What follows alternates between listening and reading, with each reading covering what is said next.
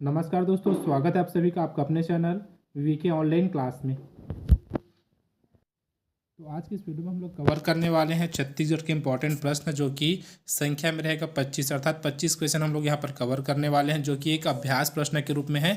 तो वीडियो को अंत तक जरूर देखिएगा। आप लोग कोई से भी एग्जाम की तैयारी करो जहाँ से अगर छत्तीसगढ़ से प्रश्न पूछा जाता है तो आपके लिए बहुत ही महत्वपूर्ण होने वाला है। तो वीडियो को अंत तक जरूर देखिएगा।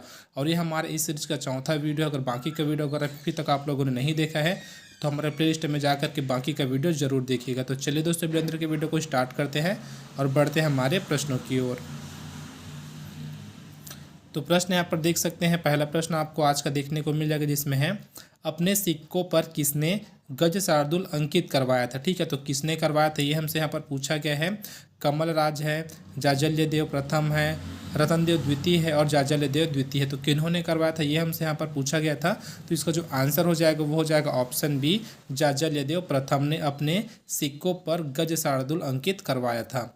चलिए अगला प्रश्न देखते हैं। अगला जो प्रश्न है, नागवंशी शासक सोमेश्वर देव को पराजित करने वाला कलचुरी शासक कौन था। किसको पराजित करने वाला, तो यहाँ पर देख सकते हैं सोमेश्वर देव को। ठीक है, वह किस वंश का शासक था, तो नागवंशी शासक था, याद रखिएगा। ठीक है, एक ही क्वेश्चन में आपको बहुत सारे इंपॉर्टेंट पॉइंट यहाँ पर देखने को मिल जाते हैं, तो क्वेश्चन को अच्छे से आप लोग पढ़ा कीजिए। ठीक है, अब इसमें इसको पराजित करने वाला था सोमेश्वर देव को पराजित करने वाला कलचुरी शासक कौन था, ये हमसे पूछा गया है। तो इसका जो आंसर हो जाएगा दोस्तों हो जाएगा ऑप्शन डी, जाजल्य देव प्रथम। चलिए अगला प्रश्न देखते हैं। प्रश्न दिए है, जाजल्य देव प्रथम का उत्तराधिकारी बना था, तो कौन उसका उत्तराधिकारी बना था ये हमसे पूछा गया है। पृथ्वीदेव द्वितीय है, पृथ्वीदेव प्रथम है, रतनदेव प्रथम है और रतनदेव द्वितीय है। तो इसका जो आंसर हो जाएगा दोस्तों वो हो जाएगा ऑप्शन डी, रतनदेव द्वितीय। ठीक है, ये क्या था, तो जाजल्य देव का प्रथम उत्तराधिकारी ये बना था। चलिए अगला प्रश्न देखते हैं। अगला प्रश्न है, रतनदेव द्वितीय का उत्तराधिकारी था। अब इसका द्वितीय उत्तराधिकारी हमको बताना है। ठीक है, द्वितीय नहीं, माफ़ कीजिएगा, रतनदेव द्वितीय का उत्तराधिकारी कौन था ये हमको यहाँ पर पूछा गया है। तो इसका जो आंसर है ना वो हो जाएगा ऑप्शन बी, पृथ्वीदेव द्वितीय। ये क्या था, तो रतनदेव द्वितीय का उत्तराधिकारी था। चलिए अगला प्रश्न देखते हैं। प्रश्न हो जाएगा, राजिम अभिलेख संबंधित है, तो राजिम अभिलेख किससे संबंधित है ये हमसे पूछा गया है।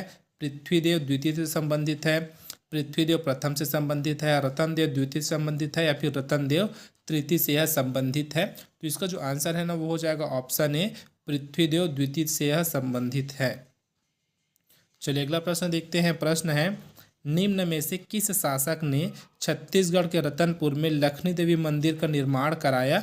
तो किन्होंने कराया था, रत्नदेव तृतीय ने। उसके बाद देख सकते हैं तीन ऑप्शन आपको और देखने को मिलेगा। तो इसका जो आंसर है दोस्तों वो हो जाएगा ऑप्शन ए, रत्नदेव तृतीय ने। ठीक, इन्होंने क्या किया था, तो लक्ष्मी देवी मंदिर का निर्माण कराया था। ठीक है, याद रखिएगा कि इन्होंने कराया था, अगर आपसे कभी पूछा जाता है तो।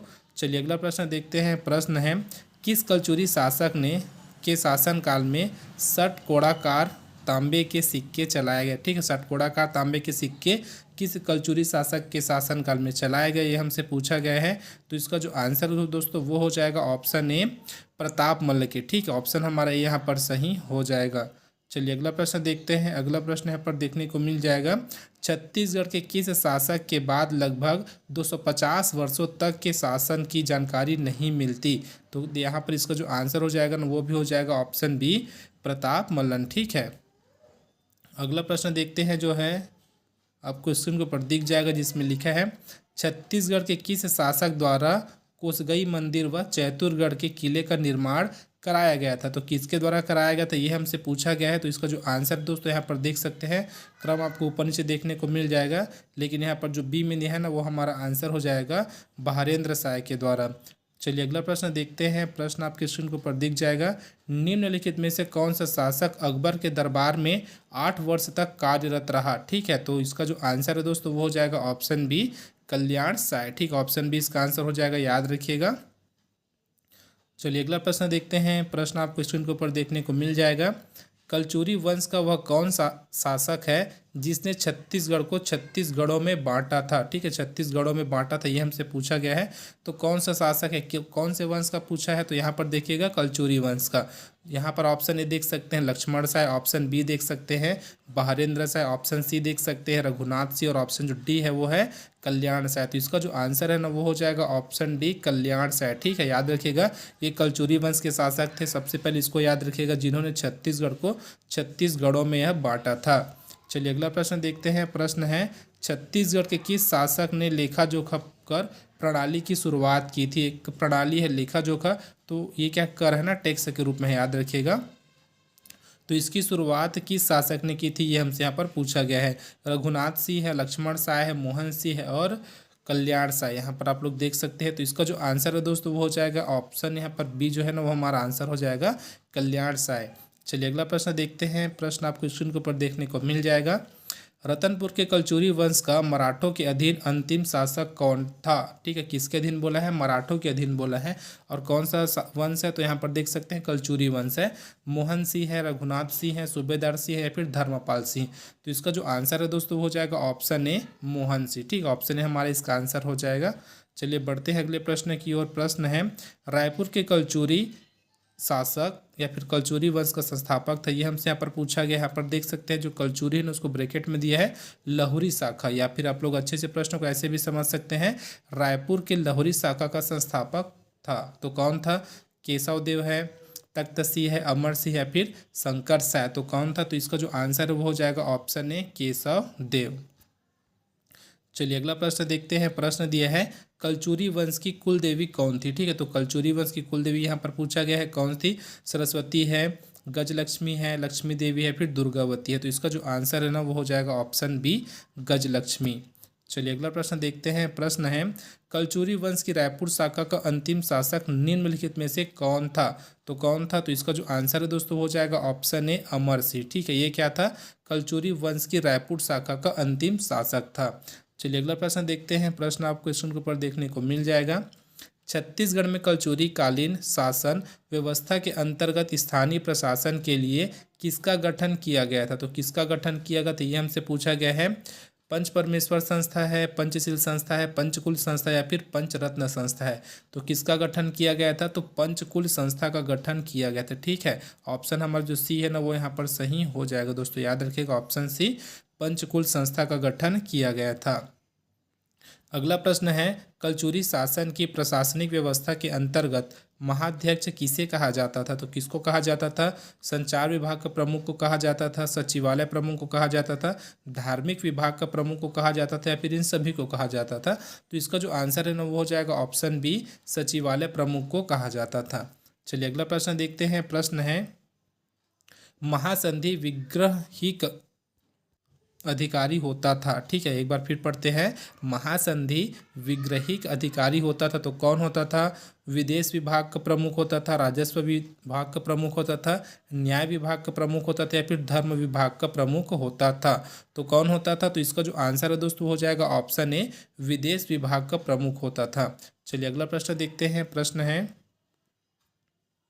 महाकोट्टपाल कौन होता था। तो कौन होता था, राजस्व मंत्री है, विदेश मंत्री है, दुर्ग या किले की रक्षा करने वाला या फिर सैन्य अधिकारी। तो ऑप्शन सी हमारे यहाँ पर सही हो जाएगा किले की रक्षा करने वाला।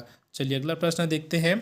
छत्तीसगढ़ के कलचुरी शासक किस धर्म के अनुयायी थे, वैष्णव धर्म के, शैव धर्म के, जैन या फिर बौद्ध। तो कौन किस धर्म के अनुयायी थे छत्तीसगढ़ के कलचुरी शासक। तो याद रखिएगा ऑप्शन हमारा बी यहाँ पर सही हो जाएगा, शैव धर्म के वह अनुयायी थे। चलिए अगला प्रश्न देखते हैं। प्रश्न है छत्तीसगढ़ में फड़िक नाग वंश के किस राजा को नागों का राजा बताया गया है। देखो यहाँ पर क्या बोला, नागों का राजा बोला गया है ना भाई। किसको बोला जाता है, तो अहिराज को। ठीक है, किसको, अहिराज को बोला जाता है, जो कि ऑप्शन बी में आपको देखने को मिल जाएगा। अगला प्रश्न देखते हैं। प्रश्न है छत्तीसगढ़ में भोरमदेव मंदिर, जिसे छत्तीसगढ़ का खजुराहो कहा जाता है, किस शैली में निर्मित है। देख सकते हैं 4 शैली आपको यहाँ पर देखने को मिल जाएगा, बेसर है, द्रविड़ है, नागर या फिर ये सभी। तो इसका जो आंसर है दोस्तों हो जाएगा ऑप्शन सी है नागर शैली में निर्मित है। चलिए अगला प्रश्न देखते हैं। प्रश्न दिया है छत्तीसगढ़ के छिंदक नाग वंश की राजधानी कहाँ थी? तो कहाँ थी? तो इसका जो आंसर हो जाएगा दोस्तों वो हो जाएगा ऑप्शन बी, चक्रकोट। ठीक है, ऑप्शन हमारा यहाँ पर ऑप्शन बी सही हो जाएगा। चलिए आज का अंतिम प्रश्न देखते हैं। प्रश्न आपको स्क्रीन के ऊपर देखने को मिल जाएगा। प्रश्न है, छत्तीसगढ़ के किस राजा के शासनकाल में नरबली के लिखित साक्ष्य प्राप्त हुए हैं? देखो नरबली यहाँ पर बोला गया है ना, तो इसका जो आंसर हो जाएगा दोस्तों वो हो जाएगा मधुरांतक देव, जो कि आपको ऑप्शन ए में देखने को मिल जाएगा। तो इनके शासनकाल में क्या हुआ था? तो नरबली के लिखित साक्ष्य प्राप्त हुए हैं। ठीक है, याद रखिएगा कि इनके शासनकाल में अगर आपसे फिर से पूछा जाएगा तो क्या हो जाएगा? मधुरांतक देव के। ठीक है, तो इस प्रकार हमारा आज का प्रश्न यहीं पर कंप्लीट होता है। वीडियो आपको थोड़ा सा भी हेल्पफुल लगा हो तो वीडियो को जरूर लाइक कीजिएगा, अपने दोस्तों में जरूर शेयर कीजिएगा और चैनल को सब्सक्राइब करना ना भूलिएगा। तो मिलते हैं दोस्तों अगले वीडियो में, तब तक के लिए जय हिंद।